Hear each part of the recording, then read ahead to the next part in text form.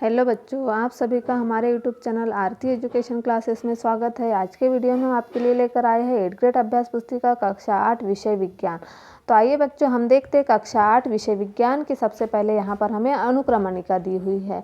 तो यहाँ पर हम देखेंगे अनुक्रमणिका, पाठ का क्रमांक, पाठ का नाम और पृष्ठ क्रमांक। तो देखिए, पाठ 1 है फसल उत्पादन एवं प्रबंध, पाठ 2 सूक्ष्मजीव, मित्र एवं शत्रु, पाठ 3 है संश्लेषित, रेशे और प्लास्टिक, पार्ट 4 है धातुएं और धातु, पार्ट 5 है कोयला और पेट्रोलियम, पार्ट 6 है दहन एवं ज्वाला, पार्ट 8 है कोशिका संरचना एवं प्रकार्य। तो आज के वीडियो में हम आपके लिए लेकर आए हैं पार्ट 8 कोशिका संरचना एवं प्रकार्य।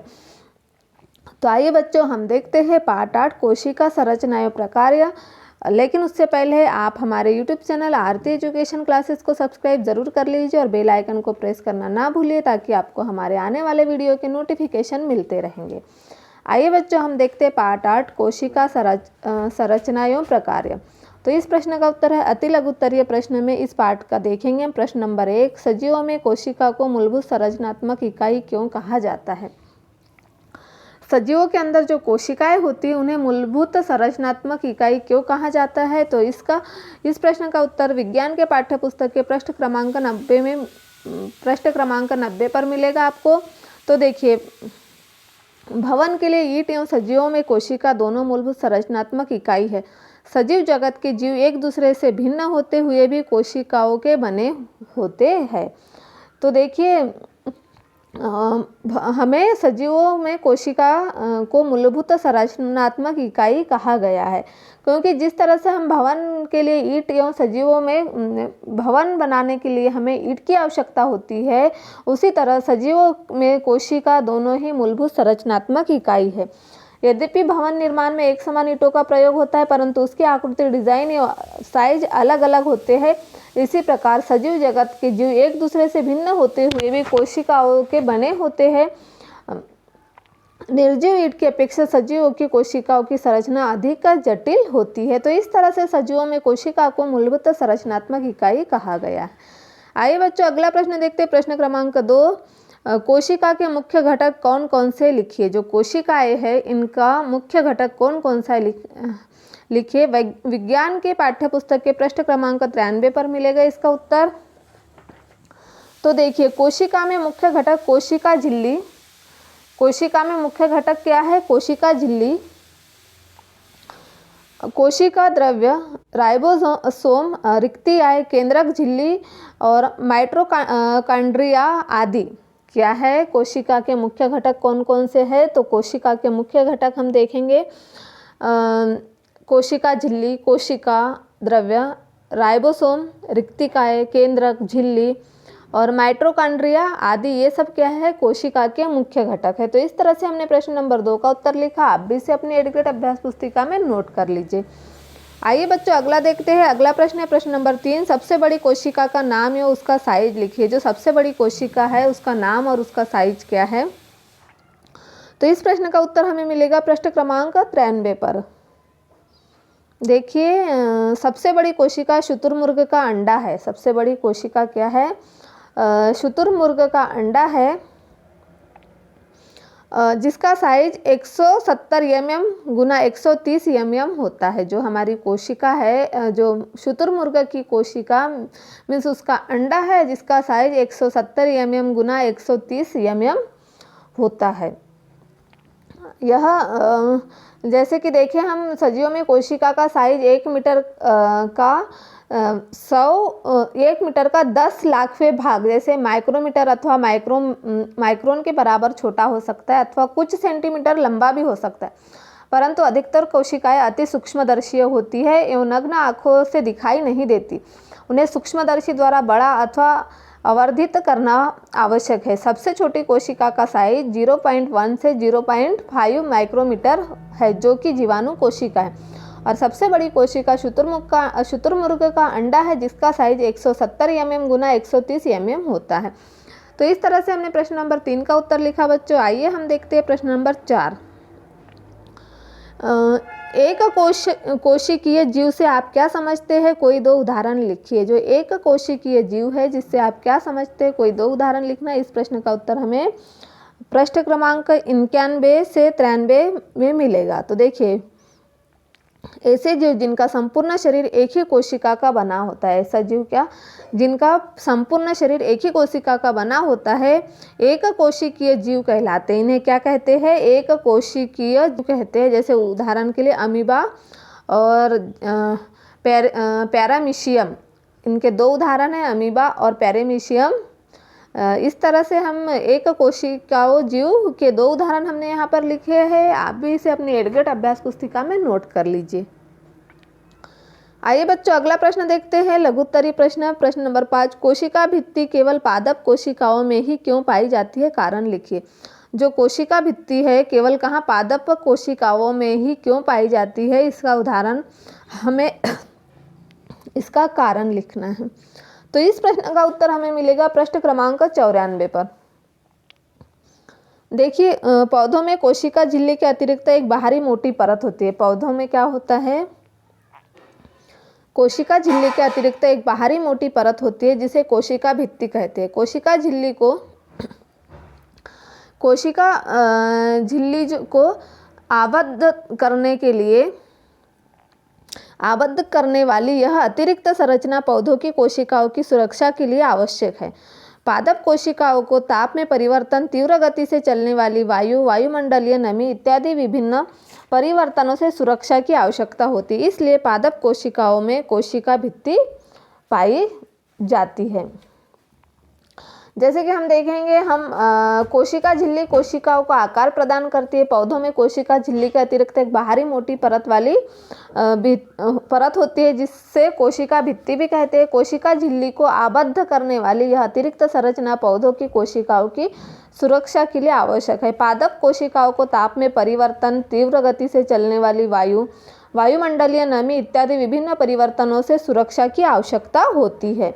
तो वह इन परिवर्तनों में से प्रभावित है क्योंकि वे चल नहीं सकते। कोशिका को प्रेक्षण टैंड्रिस्किया, इलोडिया अथवा रोइयों की पत्तियों की झिल्ली में किया जा सकता है। आप इनकी स्लाइड भी उसी प्रकार बना सकते हैं, जैसे जिस प्रकार प्याज की झिल्ली की स्लाइड बना सकते हैं उसी तरह से। तो इस तरह से सुरक्षा, इनकी परिवर्तनों की सुरक्षा आवश्यकता होती है, इसलिए पादप कोशिकाओं में कोशिका भित्ति पाई जाती है।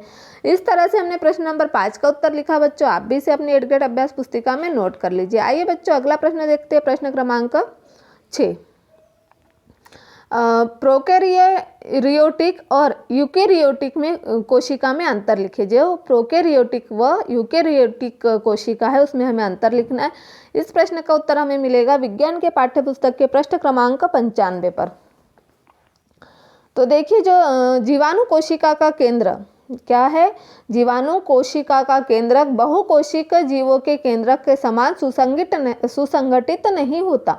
इसमें केंद्रक झिल्ली अनुपस्थित होती है। ऐसी कोशिकाएं जिनमें केंद्रक पदार्थ केंद्रक झिल्ली के बिना होता है, इसे क्या कहेंगे, प्रोकैरियोटिक कोशिका कहलाती है। इस प्रकार की कोशिकाओं वाले जीव प्रोकैरियोट्स कहलाते हैं। जीवाणु और नीले हरे शैवाल इसके उदाहरण है। प्याज की झिल्ली और गाल की कोशिका जैसी कोशिकाओं में झिल्ली युक्त सुसंगठित केंद्रक पाया जाता है, वे यूकैरियोटिक कोशिका कहलाती है। ऐसी कोशिका वाले जीव यूकैरियोट्स कहलाते हैं। तो इस तरह से प्रोकैरियोटिक और यूकैरियोटिक कोशिका क्या है ये हमने आपको बताया। अब इनमें जो अंतर है वह देखेंगे। तो देखो, प्रोकैरियोटिक कोशिका ऐसी कोशिका जिनमें केंद्रक पदार्थ केंद्रक झिल्ली के बिना होता है, प्रोकैरियोटिक कोशिका कहलाती है। इस प्रकार की कोशिकाओं वाले जीव प्रोकैरियोटिक्स कहलाते हैं। जीवाणु और नीले हरे शैवाल इसके उदाहरण हैं। और यूकैरियोटिक कोशिका क्या होती है, प्याज की झिल्लियों गाल की कोशिकाओं जैसी कोशिकाओं में झिल्ली युक्त सुसंगठित केंद्रक पाया जाता है, वे यूकैरियोटिक कोशिका कहलाती है। ऐसी कोशिकाओं वाले जीव यूकैरियोट्स कहलाते हैं। जंतु, पादप, मनुष्य इसके उदाहरण है। तो इस तरह से हमने आपको प्रश्न नंबर 6 प्रोकैरियोटिक व यूकैरियोटिक कोशिका में प्रोकैरियोटिक और यूकैरियोटिक कोशिकाओं में अंतर लिखा। आप भी इसे अपनी 8th ग्रेड अभ्यास पुस्तिका में लिख लीजिए। आइए बच्चों अगला प्रश्न देखते हैं। प्रश्न नंबर 7, कोशिका के निम्न भागों के कार्य लिखे। जो कोशिका है उसके निम्न भागों के हमें कार्य लिखना है, केंद्रक और क्लोरोप्लास्ट। तो विज्ञान के पाठ्य पुस्तक के पृष्ठ क्रमांक 95 से 96 में हमें इसका उत्तर मिलेगा। हमें क्या लिखना है, केंद्रक और क्लोरोप्लास्ट। तो देखेंगे हम केंद्रक और क्लोरोप्लास्ट। केंद्रक क्या है? केंद्रक कोशिका का सबसे महत्वपूर्ण भाग है जो समस्त कार्यों का नियंत्रण करता है। यह गुणसूत्रों को अपने अंदर स्थित केंद्रिका के अंदर रखता है जो गुणों को एक से दूसरी पीढ़ी में स्थानांतरित करता है। उसे क्या कहेंगे हम, केंद्र। जैसे सजीव कोशिका का यह एक महत्वपूर्ण संगठक है। सामान्यतः यह गोलाकार होता है तथा कोशिका के मध्य भाग में स्थित होता है। इसे सरलतापूर्वक अभिरंजित करके सूक्ष्मदर्शी के नीचे आसानी से देखा जा सकता है। केंद्रक कोशिका द्रव्य से एक झिल्ली द्वारा अलग रहता है जिसे केंद्रक झिल्ली अथवा केंद्र कावरण कहते हैं। यह झिल्ली भी सरद्र होती है तथा कोशिका द्रव्य केंद्रक के बीच पदार्थों के आवागमन को नियंत्रित करती है। तो इस तरह से क्या है, यह केंद्रक है। फिर क्लोरोप्लास्ट क्या है? क्लोरोप्लास्ट हम देखेंगे। क्लोरोप्लास्ट केवल पादप कोशिका में पाया जाता है। क्लोरोप्लास्ट क्या है? यह केवल सिर्फ पादप कोशिकाओं में पाया जाता है। इसमें क्लोरोफिल, हरित लवक, क्लोरोफिल क्या है, हरित लवक होते हैं जिसके कारण पत्ती हरी दिखाई देती है और यही प्रकाश संश्लेषण के लिए आवश्यक घटक है। तो इस तरह से हमने केंद्रक और क्लोरोप्लास्ट के बारे में यहाँ पर लिखा है। आप भी इसे अपनी 8th ग्रेड अभ्यास पुस्तिका में लिख लीजिए। आइए बच्चों हम अगला प्रश्न देखते हैं। प्रश्न क्रमांक 8। हमारा प्रश्न क्रमांक 8 जो है वह है पादप कोशिका व जंतु कोशिका में अंतर लिखिए। पादप कोशिका और जंतु कोशिका में हमें क्या करना है, अंतर लिखना है। इस प्रश्न का उत्तर हमें विज्ञान के पाठ्य पुस्तक के पृष्ठ क्रमांक 96 से मिलेगा। देखिए, पादप कोशिका और जंतु कोशिका। पादप कोशिका क्या है और जंतु कोशिका क्या है? तो पादप कोशिका में कोशिका भित्ति पाई जाती है। जो पादप कोशिका है उसमें पादप कोशिका में कोशिका भित्ति पाई जाती है और जंतु कोशिका में कोशिका भित्ति नहीं पाई जाती। जंतु कोशिका जो है उसमें जंतु कोशिका में कोशिका भित्ति नहीं पाई जाती। फिर पादप कोशिका में केंद्रक एक ओर होता है और जंतु कोशिका इसमें केंद्रक बीच में होता है। इसमें क्या है, केंद्रक बीच में होता है। इसमें हरित लवक उपस्थित होता है। पादप कोशिका में हरित लवक उपस्थित होता है और जंतु कोशिका में इसमें हरित लवक अनुपस्थित होता है। पादप कोशिका इसमें रिक्ति का आकार में बड़ी होती है और जंतु कोशिका में इसमें रिक्ति का आकार में छोटी व संख्या में अधिक होती है। तो इस तरह से हमने पादप कोशिका और जंतु कोशिका में अंतर लिखा। आप भी इसे अपनी 8th ग्रेड अभ्यास पुस्तिका में नोट कर लीजिए। आइए बच्चों अगला प्रश्न देखते हैं। प्रश्न क्रमांक 9, पादप कोशिका एवं जंतु कोशिका का नामांकित चित्र बनाइए। तो देखिए, हमने यहाँ पर पादप कोशिका का चित्र बनाया है और यह है जंतु कोशिका। इसका भी चित्र आप अपने 8th ग्रेड अभ्यास पुस्तिका में बना लीजिए। इस तरह से हमने पादप कोशिका और जंतु कोशिका, ये देखिए, कोशिका भित्ति, कोशिका झिल्ली, हरित लवक, ये क्या है, पादप कोशिका के अवयव। और दोनों में कोशिका झिल्ली रिक्तियाँ, देखिए इनकी रिक्तियाँ और जंतु कोशिका की केंद्रक, दोनों के केंद्रक, इनका केंद्रक यहाँ है जंतु कोशिका का और पादप कोशिका का केंद्र ये है। और कोशिका द्रव्य ये है इसका और इनका यह। इस तरह से हमने पादप कोशिका और जंतु कोशिका का चित्र बनाया। आप भी इसे अपने 8th ग्रेड अभ्यास पुस्तिका में नोट कर लीजिए। आइए बच्चों अगला प्रश्न देखते हैं। प्रश्न क्रमांक 10, तंत्रिका कोशिका का रेखा चित्र बनाइए और इसके कार्य लिखिए। जो तंत्रिका कोशिका है इसका हमें क्या बनाना है, रेखा चित्र बनाना है और इसके कार्य लिखना है। तो इस प्रश्न का उत्तर हमें हमारे विज्ञान के पाठ्य पुस्तक के पृष्ठ क्रमांक 92 पर मिलेगा। यहाँ पर दिया हुआ है केंद्रक, कोशिका द्रव्य, तंत्रिकाक्ष, अंतिम सिरा और माइलिन शीट। ये है हमारा तंत्रिका कोशिका। क्या है, तंत्रिका कोशिका का चित्र। ये तंत्रिकाक्ष, अंतिम सिरा, कोशिका द्रव्य, केंद्रक और माइलिन शीट। तो इस तरह से हमने चित्र बनाया है। और देखिए इसके कार्य। तंत्रिका कोशिका संदेश प्राप्त कर उनका स्थानांतरण करती है। तंत्रिका कोशिका क्या करती है, संदेश प्राप्त कर उनका स्थानांतरण करती है जिसके द्वारा यह शरीर में नियंत्रण एवं समन्वय का कार्य करती है। यह क्या करती है? जिसके द्वारा यह शरीर में नियंत्रण एवं समन्वय का कार्य करती है।